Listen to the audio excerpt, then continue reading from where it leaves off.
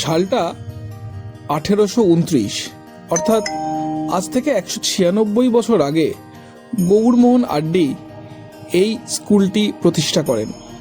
অন্যতম পরিচিতি এটি রবীন্দ্রনাথের স্কুল। জীবনস্মৃতি গ্রন্থের শিক্ষারম্ভ বলে যে পাঠ, সেখানে উনি এই স্কুলে ওনার যাওয়ার স্মৃতি রোমন্থন করেছেন। স্কুলে ঢুকলেই রবীন্দ্রনাথের একটি মূর্তি দেখতে পাবেন, যেখানে ওনার শিক্ষালাভের বিষয়টি বলা আছে। সেই সময়কার প্রাচীন বিল্ডিং, যখন এই স্কুল শুরু হয় তখন কিন্তু ইউরেশিয়ান টিচাররা এখানে শিক্ষাদান করতেন। এবং আপনারা যদি আস্তে আস্তে ভেতর দিকে এগিয়ে যান তাহলে দেখতে পাবেন তৎকালীন সময়ে এই স্কুল তৈরিতে কারা অনুদান দিয়েছিলেন।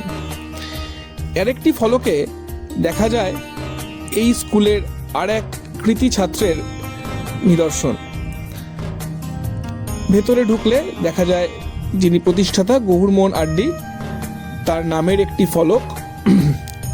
প্রসঙ্গত, এই স্কুলে যে শুধুমাত্র রবীন্দ্রনাথ ঠাকুরই পড়েছিলেন তা নয়, সেই সময়কার বিখ্যাত মানুষদের মধ্যে উমেশচন্দ্র ব্যানার্জি, গিরিশচন্দ্র ঘোষ নাট্যকার, স্যার গুরুদাস ব্যানার্জি, শম্ভুনাথ পণ্ডিত, রসরাজ, অমৃতলাল বসু, অক্ষয় কুমার দত্ত, সুধীন্দ্রনাথ দত্ত, জ্যোতির্নাথ সেনগুপ্ত, স্বামী অভেদানন্দ, বঙ্কিম ঘোষ এবং হাল আমলের বলতে গেলে মিঠুন চক্রবর্তী, এরা প্রত্যেকেই কিন্তু এই স্কুলে পড়েছেন।